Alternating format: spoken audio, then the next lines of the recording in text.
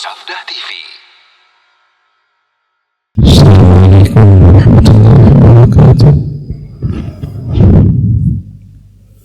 Alhamdulillah wa bihi nasta'in wa sallallahu wa sallam wa barik ala Muhammadin wa alihi wa sahbihi ajma'in.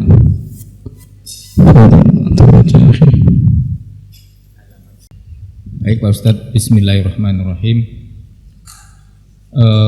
Abi dan Umi, hari ini kita membahas halaman 136 subbab jual beli narkoba.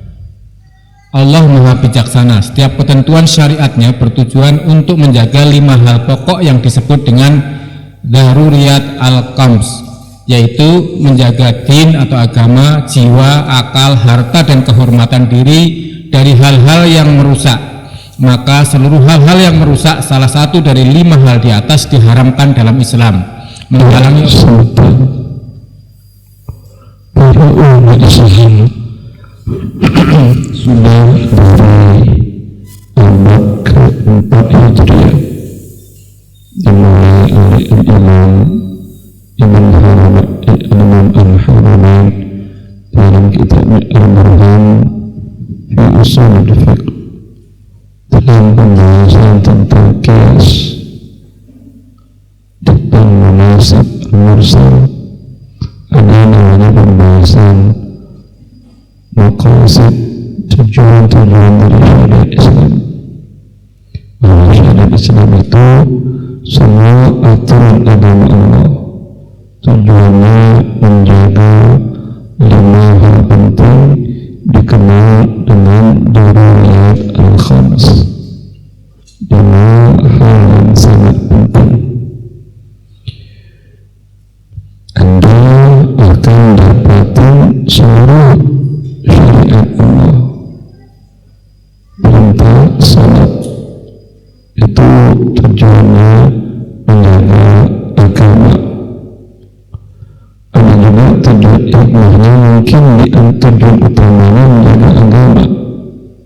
Dia berdampak kepada kesehatan dan lain-lain, itu tujuan pengikut. Ada tujuannya menjaga nyawa, menjaga nyawa, seperti Allah mengatakan walakum fil qisas hayatun ya ulil albab. Sungguh dalam syariat qisas di sana ada kehidupan. Qisas adalah ketentuan yang Allah tetapkan untuk dilakukan oleh manusia bila terjadi tindakan pidana. An-nafsu bin-nafsi, wal-ainu bil-aini, wal-udhunu bil-udhuni. Jiwa dibalas jiwa. Wal-juruh qisas, luka dibalas luka. Artinya orang yang melukai seseorang yang lain, maka pihak yang dilukai bisa mengajukan ke pengadilan menuntut pihak yang melukai. Kalau lukanya sampai menghilangkan matanya, hilang fungsi mata, dia harus dilakukan hal yang sama, atau kalau dimaafkan tidak ada yang gratis. Damai gratis tidak ada. Pihak yang mencolok mata tadi, yang merusak fungsi mata tadi, membayar setengah dam, setengah sanksi kompensasi, setengah diat sebanyak 50 ekor unta. Satu diat 100 ekor unta. Nilai kalau dirupiahkan waktu peristiwa keren jatuh di Masjidil itu pihak kerajaan memberikan diat kepada setiap yang jadi korban meninggal. Uangnya diserahkan melalui kedutaan Saudi Arabia, diberikan kepada keluarga jemaah haji yang meninggal waktu itu. Satu nyawa diberikan 3,5 miliar. Itu 2018 itu ya. Ya kan ya. Kerennya itu 2018 itu diberikan 3,5 miliar. Sekarang Anda hitung aja inflasinya, mungkin bisa 4,5 miliar atau 5 miliar ya. Kalau dia melakukan tindakan seperti itu, baik matinya disengaja ataupun tidak. Kalau disengaja, dipukul, dibully umpamanya, sekarang ada undang-undang pembulian, bila sampai kepada traumatik dikenakan sanksi denda berapa? 100 juta ya. 100 juta, anak Anda sudah nggak jadi manusia lagi. Kalau sudah traumatik kan sudah nggak jadi manusia deh kan ya. Sudah jadi manusia sehat ya. Kalau dalam Islam, apalagi kalau bentuknya sampai ke penyiksaan fisik, sekolah tinggi pelayaran seniornya memberikan sanksi kepada juniornya sampai mati. Kalau dalam hukum Islam, berapapun yang melakukan pengeroyokan, semuanya dibunuh atau semuanya bayar 4,5 miliar. Kalau ada 5 orang, mereka ya 4,5, bagi-bagilah masing-masing 900 juta. Kalau tidak, mereka dibunuh. Hukum berat seperti ini membuat orang berani melakukan pengeroyokan apa tidak? Tidak berani.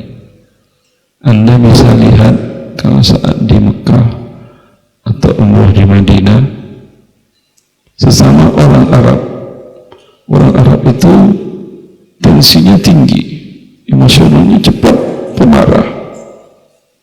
Kalau tidak ada hukum syariat, mungkin Anda akan lihat setiap saat kelahi sama mereka. Biasa tensi mereka 230, itu menurut mereka masih normal.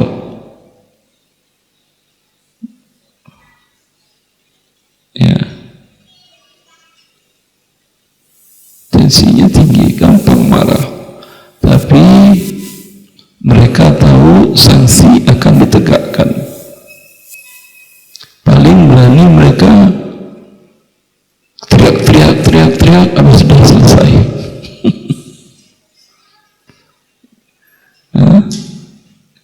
Sampai waktu itu ada mahasiswa di kampus, mahasiswa Rusia.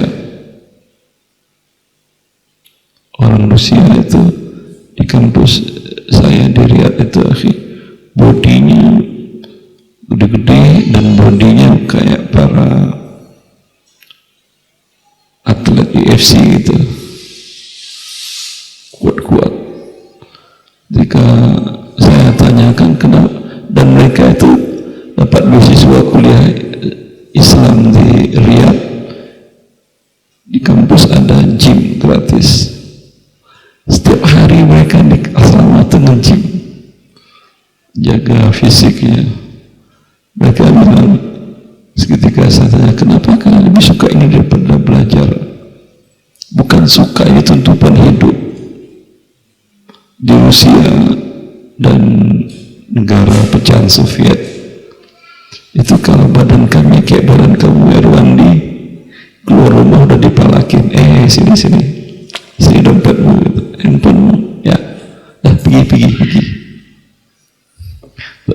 badan kita berotot gede, mereka nggak berani malakin. Jadi kebutuhan untuk hidup di sana harus badan gede, kata mereka.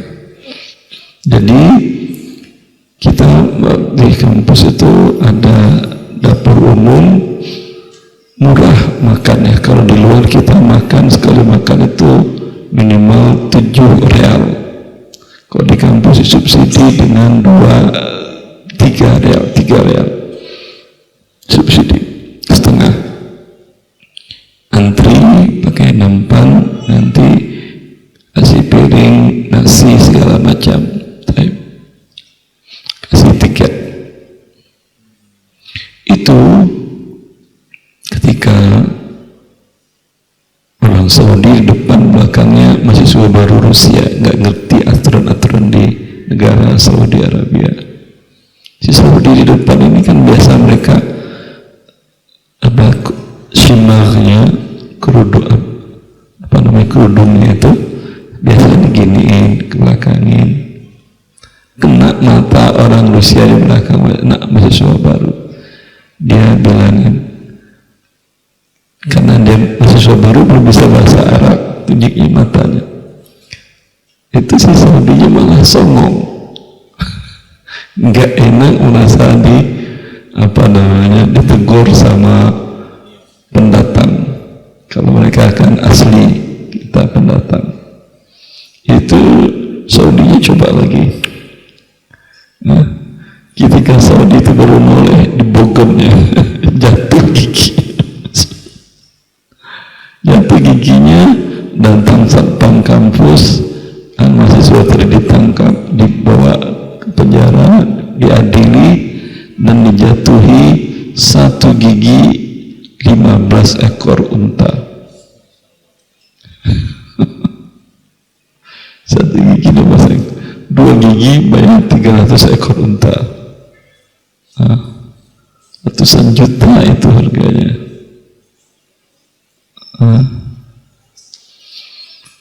Makanya di sana orang nggak berani.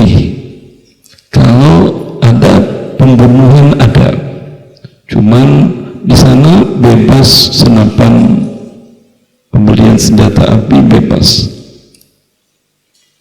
Mereka itu kalau sudah bunuh, sudah pengen mati, itu berarti mungkin kasusnya berat banget. Nah itu baru dia berani.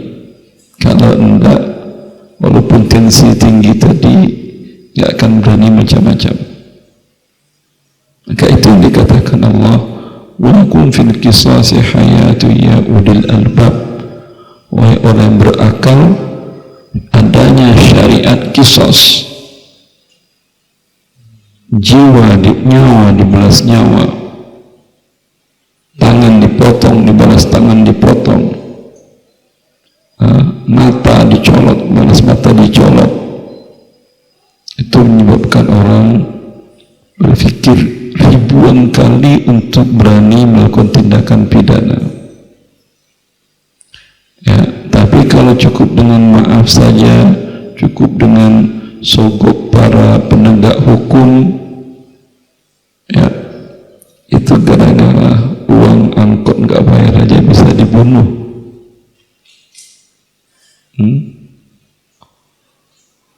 Subhanallah.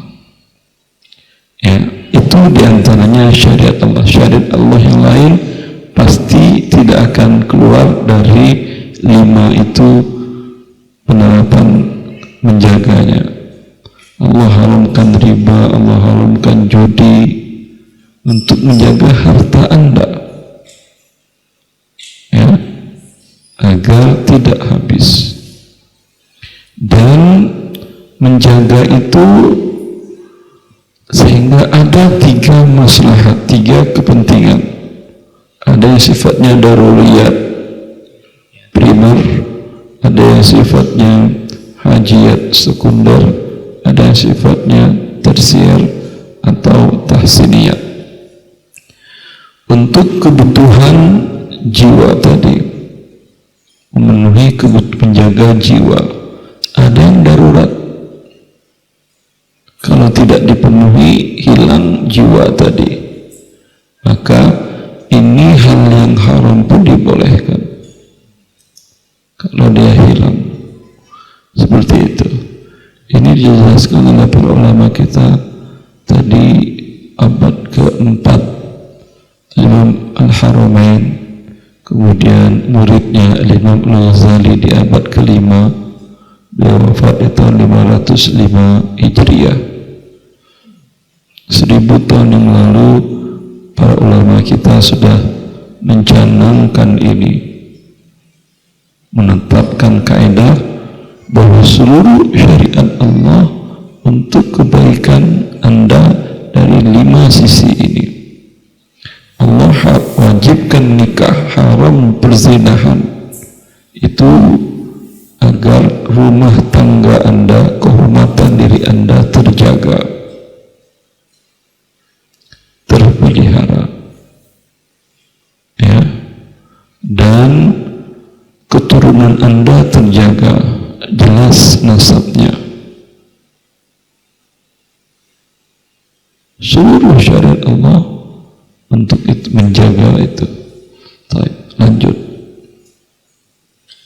Maka seluruh hal-hal yang merusak salah satu dari 5 hal di atas diharamkan dalam Islam, yaitu menghalangi orang beribadah diharamkan, membunuh jiwa tanpa dosa diharamkan, minum arak diharamkan. Minum arak merusak akal. Orang ketika mabuk, ya, akalnya hilang, ya, jadi orang gila dia. Tapi kenapa pada mau mabuk? Mereka itu mabuk itu menganggap hilang masalah. Ya iya, ini masalah hidup karena otak Anda hilang. Tapi nanti setelah sadar masalah hilang atau nambah? Nambah berat. Karena orang mabuk, dianya mungkin jatuh ke kali, jatuh ke got, berdarah lah, luka lah, atau ada orang atau di rumah dia diambilnya pisau, mungkin di sayapnya tangannya, atau siapa di rumah mungkin dikejarnya dengan pisau, trauma anak istrinya. Berarti ini menyelesaikan masalah atau menambah masalah baru? Menambah. Masalah pertama tidak hilang dengan mabuk itu, ya. Dan selain tujuannya menghilangkan masalah, beda antara mabuk dengan fly-nya, dengan mabuk khamar, dengan mabuknya narkoba.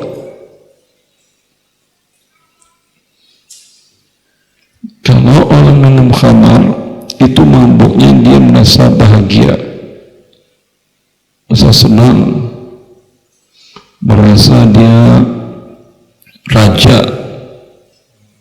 pokoknya merasa segalanya ada, merasa superior dan lain-lain.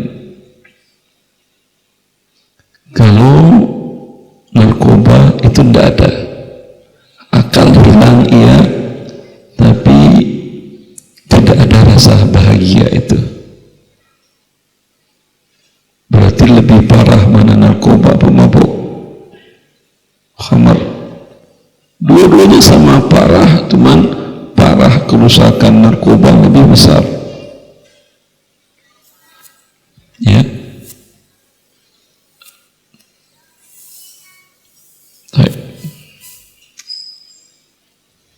Mencuri diharamkan dan berzina juga diharamkan. Mencuri diharamkan dan ada potong tangan sehingga harta selamat. Harta selamat. Anda lihatlah di televisi, di YouTube, itu di Arab Saudi itu di seluruh kotanya mobil Lexus, mobil Land Cruiser parkir di depan rumah tidak ada pagar, nggak pernah hilang itu. Tapi saya pernah lihat yang hilang bannya.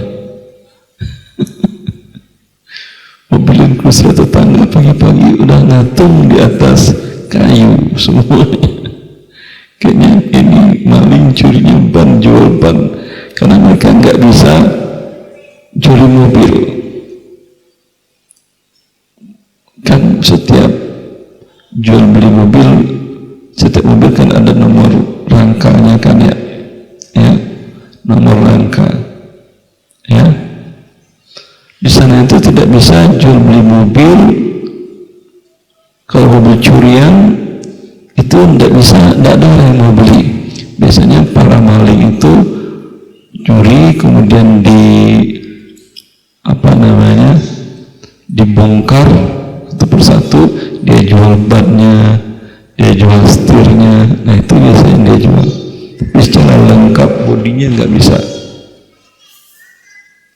ya. Maka terjaga. Kalau mencuri mobil itu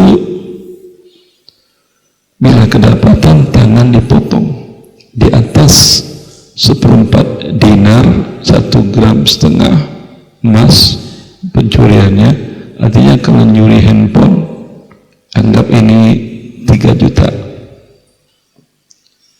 ya, potong tangan. Kira-kira ada yang berani nyuri handphone? Kalau hukumnya hanya dibaca di Al-Quran saja, di Al-Quran wasariqu wasariqatu faqta'u aydiyahuma jazaa'an bima kasaba nakalan minallah. Laki-laki mencuri, perempuan mencuri, potong kedua tangannya. Ia ada dalam Al-Quran, tapi tidak diterapkan di hukum positif di negara itu, ya. Itu orang gampang mencuri. Coba Anda riset, searching negara yang paling aman itu Saudi Arabia. Kota yang paling aman, kota Madinah, aman untuk laki-laki, aman untuk perempuan.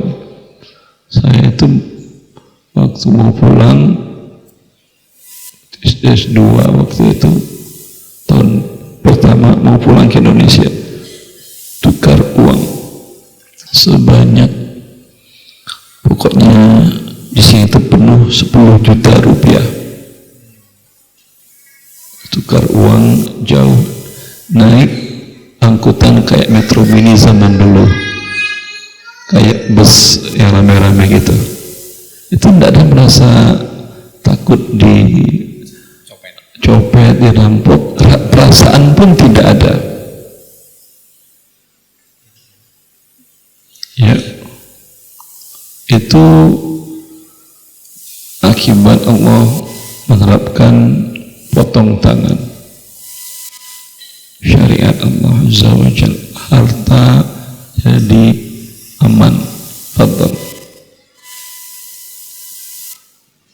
Oleh karena itu, semenjak umat Islam mengenal ganja pada akhir abad 16 Hijriah yang dibawa oleh pasukan Tatar di bawah pimpinan Genghis Khan, para ulama Islam telah mengharamkannya. Karena pengguna ganja tidak akan mendirikan sholat saat dia berada dalam pengaruh obat. Hilang agamanya. Ya, ini mengkonsumsi narkoba, ganja, menghilangkan akal sehingga nggak mungkin dia bisa sholat ketika dalam pengaruh obat itu. Terus dia begitu berani membunuh siapapun termasuk orang tuanya sendiri. Pun berani dia, akalnya hilang, membunuh pun berani dia. Ya, ketika orang berani membunuh, ketika akal hilang, apakah juga wajib dibunuh? Kan akalnya hilang. Iya. Yang tidak wajib dibunuh itu ketika akal hilang bukan karena disengaja. Umpamanya Anda tidur di asrama, Anda di lantai atas kamar, tempat tidur yang atas,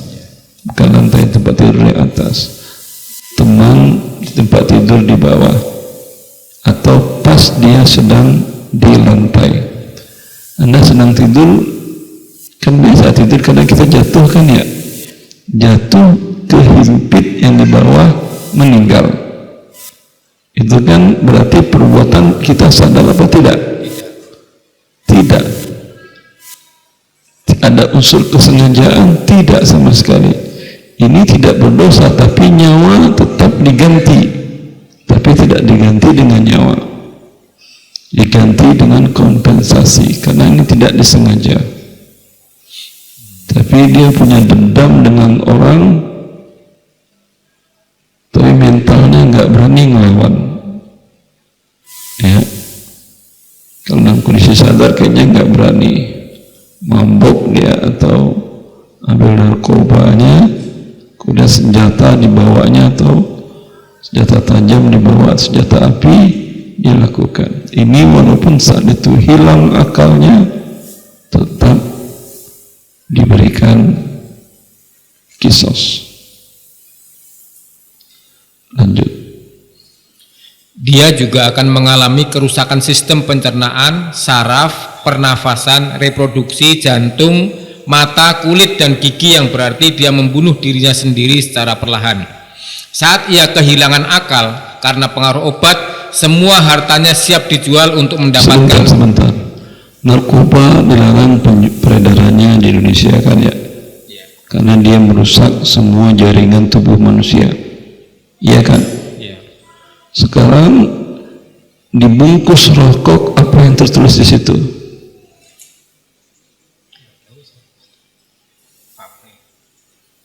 Rokok membunuhmu.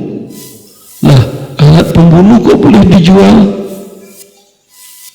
Narkoba boleh beredar karena dia merusak, membunuh. Ini juga tertulis, malah di narkoba ada tertulis alat pembunuh. Narkoba membunuhmu ada? Enggak ada. Tapi efeknya sama, cuman ini mungkin lebih cepat.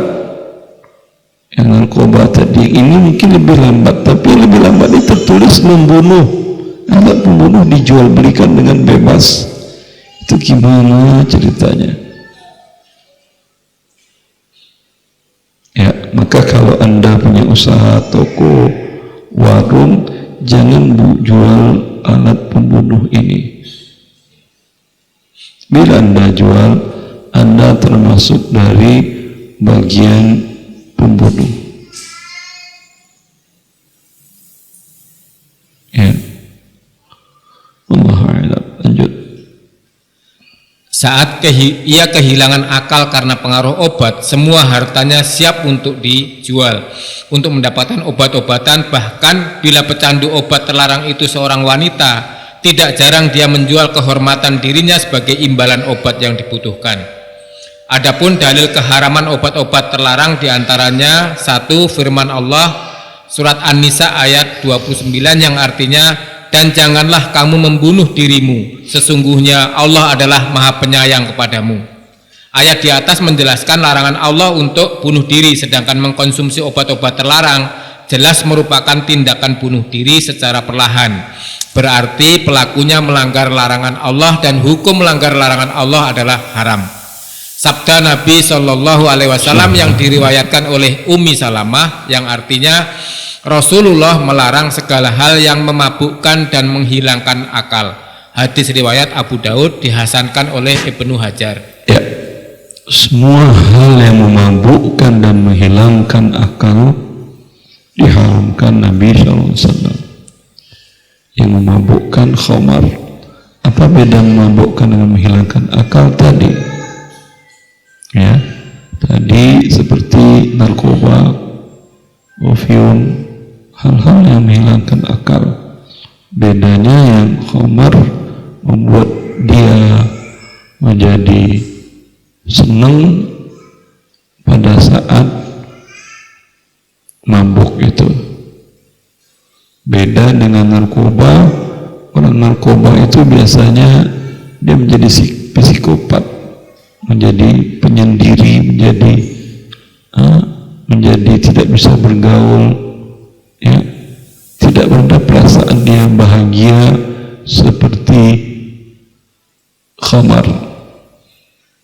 candunya sama. Ya, baik. Yang ketiga, ijma para ulama yang dinukil oleh Al-Kharafi, wafat tahun 684 Hijriah. Ia berkata, para ulama fikih di zaman sekarang sepakat melarang tumbuhan yang dikenal dengan nama hashish atau ganja yang dikonsumsi oleh orang-orang fasik. Akan tetapi dibolehkan menggunakan obat bius untuk keperluan medis. Fasik itu apa? Masih Islam dia, tapi dia berbuat dosa besar. Bukan dia menjadi kafir dengan mengkonsumsi narkoba tadi, kecuali pada saat dia mengkonsumsi itu dia melakukan hal-hal yang membuat dia keluar dari agama Islam, mencaci Allah dan Rasulnya, itu iya. Tapi perbuatannya tadi menyebabkan dia menjadi fasik, bukan kafir. Akan tetapi dibolehkan menggunakan obat bius untuk keperluan medis seperti bius lokal atau total pada saat melakukan operasi berat dan ringan, karena ini termasuk dalam kondisi darurat. An-Nawawi berkata, bila dibutuhkan mengkonsumsi obat bius pada saat amputasi tangan yang telah membusuk akibat suatu penyakit, terdapat perbedaan pendapat dalam mazhab Syafi'i. Pendapat yang terkuat hukumnya dibolehkan. Ibnu Hajar Al-Haytami berkata, haram hukumnya mengkonsumsi segala benda yang merusak tubuh seperti opium, kecuali sedikit dalam rangka untuk keperluan pengobatan dan diyakini tidak akan membahayakan jiwa. Ya. Pada dasarnya dia haram, tapi dalam kondisi lain dibolehkan. Kapan? Pada saat orang sakit dan menghilangkan sakitnya dengan mengkonsumsi narkoba tadi untuk keperluan tindakan operasi bedah, ya. Itu bedah, sebelum bedah menggunakan ganja opium itu dari lama sudah.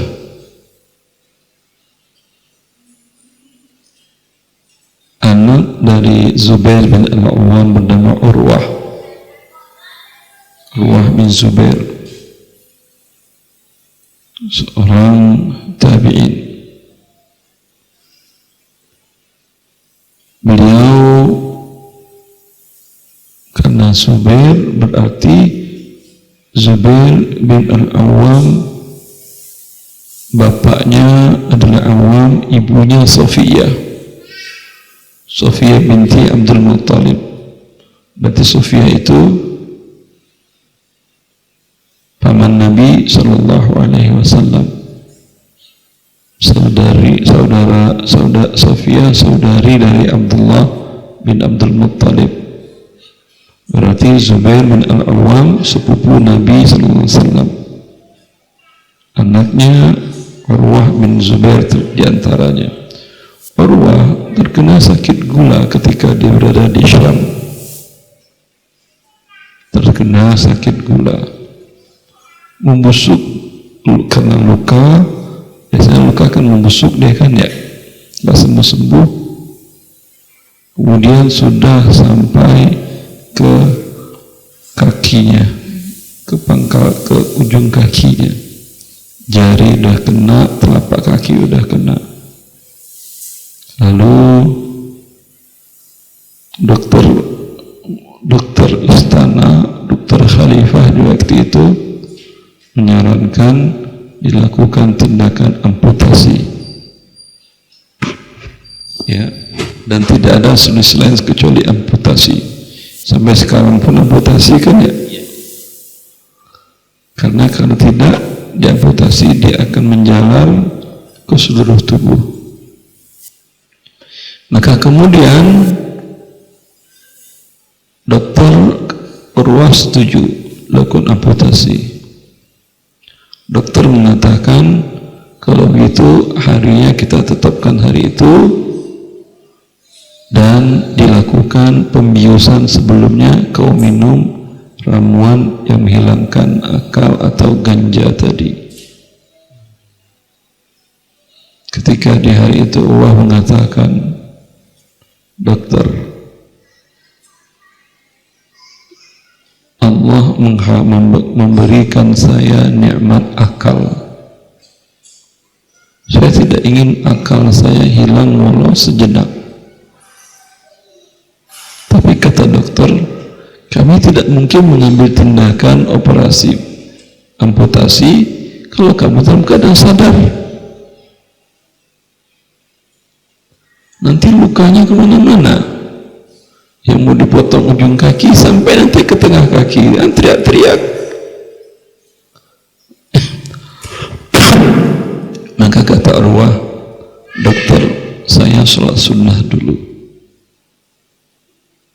Mulai saya sholat, lihat, ketika saya sudah sangat khusyuk, lakukan apa yang kau lakukan, silahkan.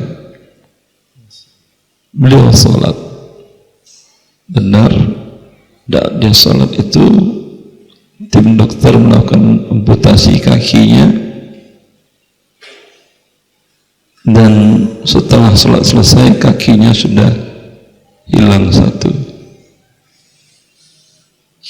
Diambil kakinya, wahai kakiku, demi Allah, engkau tahu bahwa aku tidak pernah membawamu ke tempat yang dimurkai Allah. Sekarang aku kuburkan, engkau adalah milik Allah, tapi jangan pernah bersaksi karena aku tidak pernah membawamu kepada tempat yang dimurkai Allah. Begitu akhi. Emang kita bisa? Janganlah coba-coba. Emang Ustaz bisa, saya tidak bisa. Jangan samakan arwah dengan kita. Ya, begitu kekhusyuan mereka sholat. Ya. Dalam kondisi itu boleh. Maka sekarang kan ada budidaya ganja untuk kebutuhan medis. Dan itu dibolehkan seperti tadi. Memang itu adalah ganja. Saya berasa waktu saya operasi kraniotomi bedah kepala itu 18 jam tidak sadarkan diri. Setelah sadar, tim dokter mengatakan ke istri saya, Umi sepertinya akan lelah ini, Ustaz mungkin banyak halusinasi. Ya benar, kata istri saya, selama 12 jam saya halusinasi. Ya, memang dikasih narkoba. Halusinasi. Tempat tidur itu saya rasa bergerak. Saya teriak-teriak ke istri, pegang, tolong pasang agar enggak bergerak tempat tidur. Istri saya ngomong, enggak ada bergerak. Saya sering marah. Ya, baik. Ya, itu akibat dari narkoba tadi. Dan maka kebutuhan medis dibolehkan. Tapi ini yang dikhawatirkan adalah penyalahgunaan. Ada gunanya, tapi bukan untuk dikonsumsi dalam kondisi biasa, darurat. Tadi dalam kasus Urwah, kalau dia tidak lakukan, kaki, bukan kaki yang membusuk sampai ke atas paha dan ke tubuhnya pun membusuk. Dalam kondisi bedah saya tadi, kalau tidak dilakukan bedah tengkorak, itu sakitnya luar biasa. Anda mungkin pernah lihat YouTube saya kajian sambil baring. Tapi mungkin sudah di take down oleh kaum muslimin tahun 2015. Itu sebelum operasi. Ya. Sakitnya luar biasa. Ada kista mengeras, cairan itu menghambat saluran otak depan, otak kecil. Otak depan itu pusat saraf. Jadi sakitnya luar biasa. Maka untuk kebutuhan medis pun pihak medis menggunakannya bukan untuk semua operasi. Operasi ringan dia tidak akan gunakan itu. Itu operasi yang berat. Allahu Akbar. Lanjut.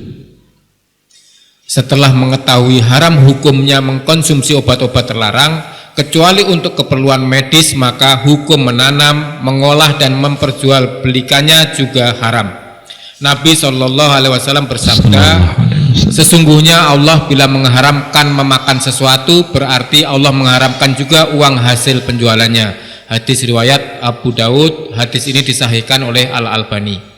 Ibnu Hajar Al-Haytami berkata, menjual ganja kepada orang untuk dikonsumsi hukumnya haram, sekalipun si penjual tidak mengetahui pasti bahwa si pembeli akan menyalahgunakannya, sama seperti haramnya menjual anggur kepada orang pembuat minuman keras.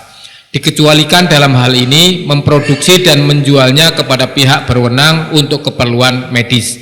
Maka mayoritas para ulama membolehkannya karena digunakan untuk suatu hal yang dibolehkan, yaitu keperluan medis. Lanjut. Ini sekarang adiknya. Tadi abangnya, ini adiknya rokok. Sebab berikutnya jual beli rokok. Tembakau yang merupakan bahan baku rokok mulai dikenal oleh umat Islam pada akhir abad ke-10 Hijriah yang dibawa oleh para pedagang Spanyol. Semenjak tembakau dikenal dan digunakan untuk pembuatan rokok, para ulama Islam telah berbeda pendapat tentang kebolehannya. Pendapat pertama, sebagian ulama berpendapat bahwa merokok hukumnya boleh. Mereka berdalil bahwa segala sesuatu hukum asalnya mubah kecuali terdapat larangan berdasarkan firman Allah yang artinya, dialah Allah yang telah menjadikan segala sesuatu yang ada di bumi untuk kamu. Al-Baqarah ayat 29. Ayat di atas menjelaskan bahwa segala sesuatu yang diciptakan Allah di atas permukaan bumi ini halal untuk manusia, termasuk tembakau yang digunakan untuk bahan baku rokok. Tanggapan, dalil ini tidak kuat karena segala sesuatu yang diciptakan Allah hukumnya halal bila tidak mengandung hal-hal yang merusak. Sedangkan tembakau mengandung nikotin yang secara ilmiah telah terbukti merusak kesehatan dan membunuh penggunanya secara perlahan. Padahal Allah telah berfirman yang artinya, dan janganlah kamu membunuh dirimu, sesungguhnya Allah adalah Maha Penyayang kepadamu. An-Nisa ayat 29. Iya. Allah melarang seseorang membunuh jiwanya. Ketika mengkonsumsi rokok tertulis di bungkusnya rokok membunuhmu, berarti dia melanggar perintah Allah Azza wa Jalla. Selain dia mati dalam keadaan berdosa, dan nanti di akhirat dia dikasih nikotin lagi sampai mati, mengazab Allah, mengazab dirinya, dan begitu terus tanpa batas waktu. Lanjut. Pendapat kedua, sebagian ulama yang lain berpendapat bahwa merokok hukumnya makruh karena orang yang merokok mengeluarkan bau tidak sedap. Ya, ini mazhabnya para ulama. Ada salah satu ormas besar di negara kita, ini mazhabnya. Ya, mereka mengatakan makruh karena baunya nggak sedap dan seterusnya. Ya. Tapi sekarang tidak tahu hasil bahsul masailnya yang terakhir, apakah rokok haram atau tidak. Tapi kalau MUI sudah mengharamkan, tapi NU belum Muhammadiyah mengharamkan. Hasil bahasul masalah yang terakhir tidak tahu, karena sekarang kan tertulis rokok membunuhmu, masa makruh membunuh diri ya. Hukum ini dikiaskan dengan memakan bawang putih mentah yang mengeluarkan bau yang tidak sedap berdasarkan sabda Nabi Shallallahu Alaihi Wasallam yang artinya barang siapa yang memakan bawang merah, bawang putih mentah dan karat, maka janganlah dia menghampiri masjid kami karena para malaikat terganggu dengan hal yang mengganggu manusia, yaitu karas itu bawang, daun bawang cuman besar. Itu bawang nama kalau Bombay.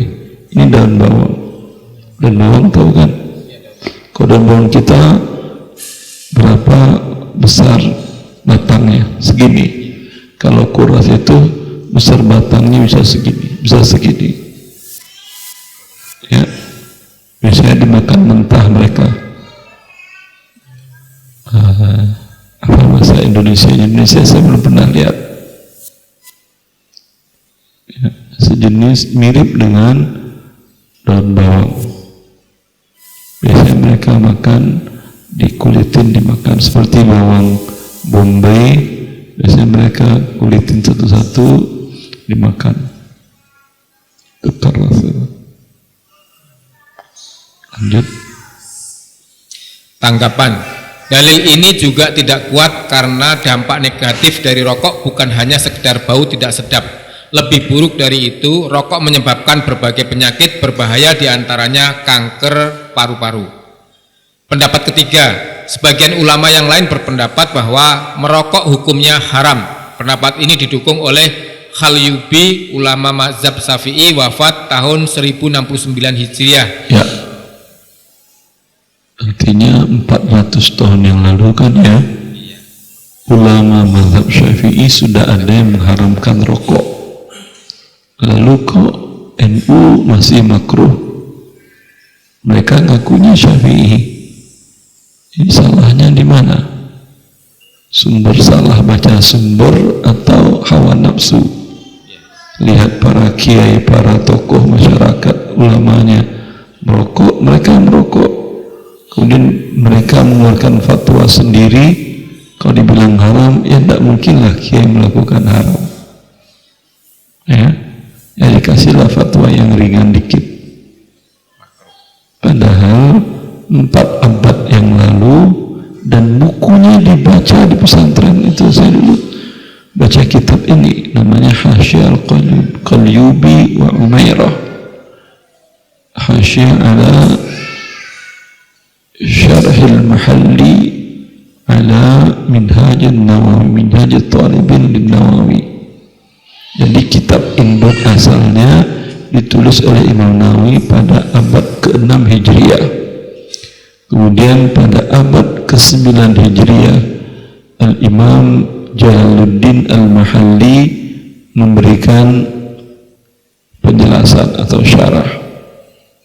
Kemudian di abad ke-10 Hijriah atau ke-11 Hijriah, Imam Qalyubi dan Umairah memberikan catatan kaki, memberikan catatan, dan yang syarah mahallinya itu di pesantren-pesantren tradisional dipelajari. Ya, wallahu a'lam. Lanjut. Khalyubi berkata bahwa ganja dan segala obat Sering nggak ada dengar nama orang Indonesia Qalyubi? Ada, antum ketik aja lah nama orang Qalyubi, nanti di Indonesia banyak itu. Lanjut. Ia berkata, ganja dan segala obat bius yang menghilangkan akal, zatnya suci sekalipun haram untuk dikonsumsi. Oleh karena itu, para syekh kami berpendapat bahwa syekh kami maksudnya apa? Para syekh kami, guru-guru kami, berarti para ulama mazhab Hambali apa Syafi'i? Tentu Syafi'i. Karena Umairah, dia Qalyubi mazhabnya Syafi'i. Tentu kalau dia katakan guru-guru kami telah mengharamkannya, berarti guru-guru dalam mazhab Syafi'i. Lanjut. Karena para syekh kami berpendapat bahwa rokok hukumnya juga haram karena rokok dapat membuka jalan agar tubuh terjangkit berbagai penyakit berbahaya. Ya, dia sebagai sarana agar tubuh menjadi terjangkit penyakit berbahaya. Itu penelitian di 4 abad yang lalu. Penelitian terakhir tidak ada lagi pembuka penyebab, tidak, dia pembunuh. Sedangkan baru pembuka penyakit berbahaya sudah haram. Kalau sebagai pembunuh apalagi? Ya. Tapi pertanyaan besar, kenapa beredar bebas di negara kita? Masalahnya masalah uang, cukainya gede, dia itu pajaknya gede, uang masuk ke negara besar. Ya, kalau menurut para ahli ekonomi, dampak yang disebabkannya sebetulnya merugikan negara, karena umumnya kebanyakan para pasien rumah sakit penyakit berat itu para perokok. Artinya biaya sakitnya itu, dan itu kan disubsidi negara. Subsidi untuk pengobatan dibandingkan cukai yang masuk lebih besar subsidi pengobatan. Ya.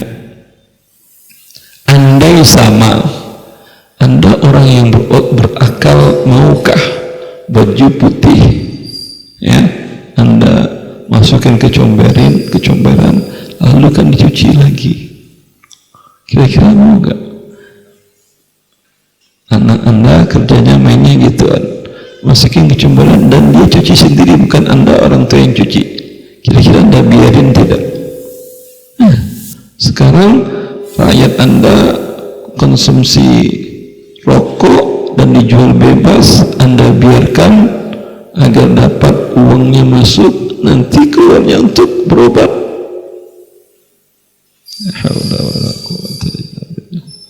Semoga Allah memberikan hidayahnya kepada kaum muslimin dan para pemimpin kaum muslimin. Lanjut. Ibnu Alan, ulama mazhab Syafi'i, wafat tahun 1057 Hijriah. Al-Sanhuri, mufti mazhab Maliki di Mesir, wafat 1015 Hijriah. Al-Buhuti, ulama mazhab Hambali, wafat tahun 1051 Hijriah. Asurun Bulali, ulama mazhab Hanafi, wafat tahun 1069 Hijriah, juga memfatwakan haram hukumnya merokok. Ulama 4 mazhab mengharamkan merokok. Nanti ada lagi yang bilang merokok halal kok, khilaf para ulama. Terserahlah. Lanjut. Yang menghalalkan, yang menghalalkan berada di sini. NU. Yang menghalalkan ada tadi yang mubah, tadi kan halal itu. Tapi nggak berdasarkan ulama. Ya udah, lanjut aja lah. Ini berasa hawa nafsu. Orang-orang kalau dengan hawa nafsu itu yang halal bisa jadi haram, yang haram bisa jadi halal oleh mereka. Ya, bila ada keuntungan dunia baginya. Lanjut. Merokok juga pernah dilarang oleh Khalifah Utsmani pada abad ke-12 Hijriah, dan orang yang merokok dikenakan sanksi, serta rokok yang beredar disita pemerintah lalu dimusnahkan. Sebentar, jangan Anda bilang hanya pemerintahan Wahabi yang mengharamkan rokok. Di abad 12 Hijriah, pemerintahan Turki Utsmani, sebelumnya Jazirah Arab kan dikuasai oleh Turki. Khalifah Turki yang dari Turki, Khalifah Utsmaniyah dari Turki, itu Jazirah Arab, Mekah, Madinah masih bagian dari kawasannya. Tapi kemudian Turki melemah sehingga kemudian Saudi Arabia, raja-raja yang dari timur, raja-raja kecil, mereka membuat suatu gerakan besar didukung oleh oleh dakwahnya Syekh Muhammad bin Abdul Wahab, ya, sehingga mereka menguasai Saudi Arabia.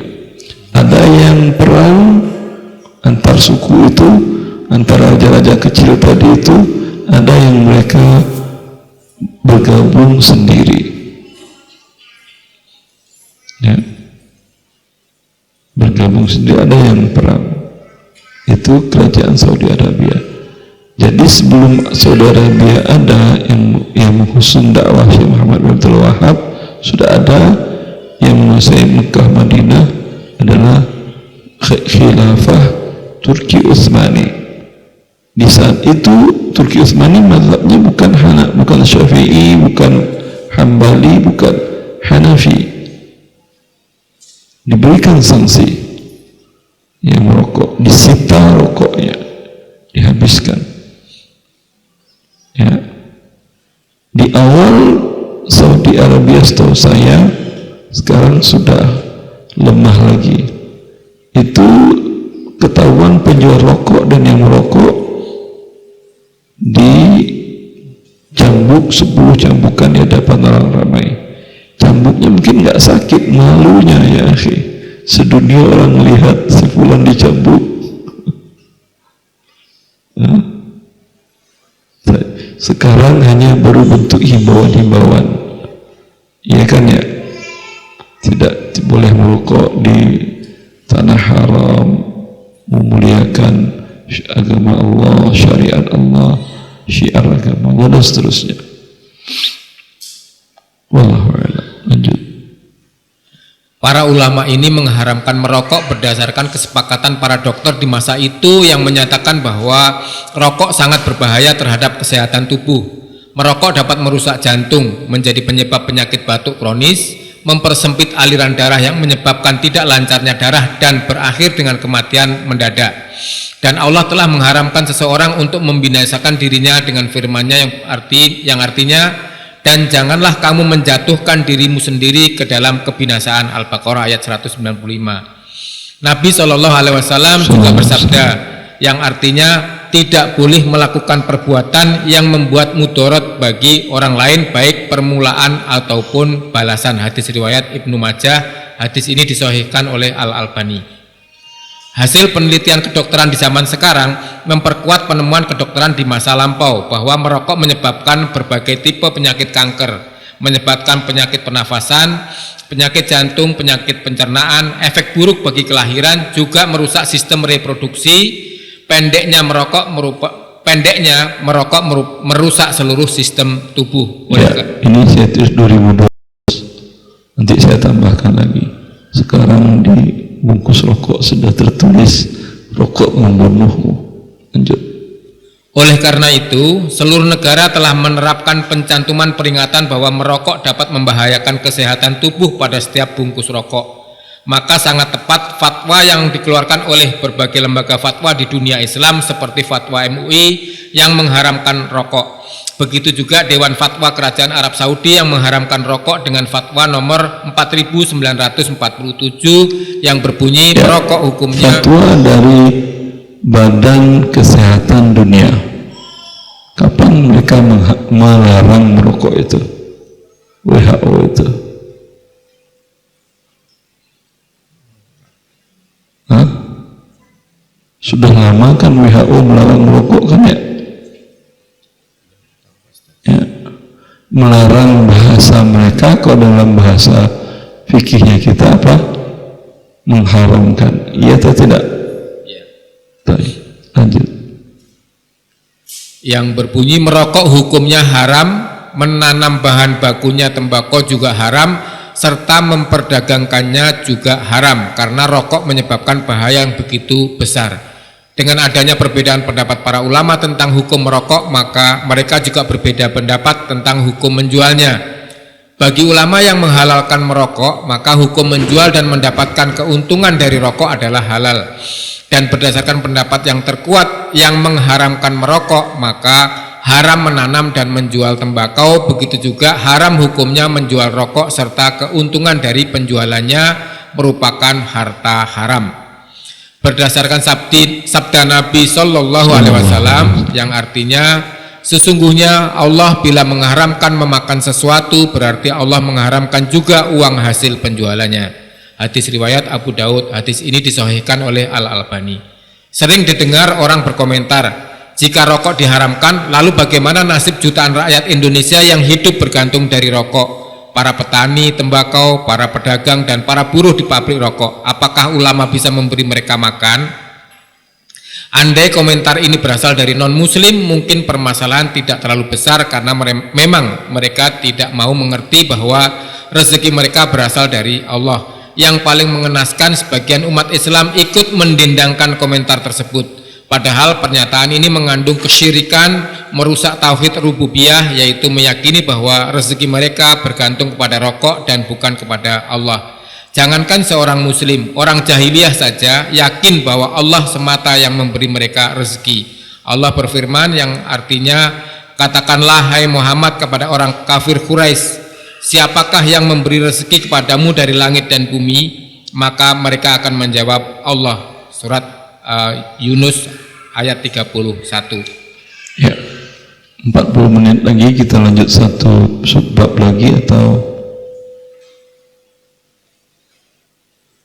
lanjut musik? Lanjut. Ini musik lagi sekarang, jual beli alat musik. Satu bab lagi ya Pak Ustadz. Satu bab lagi.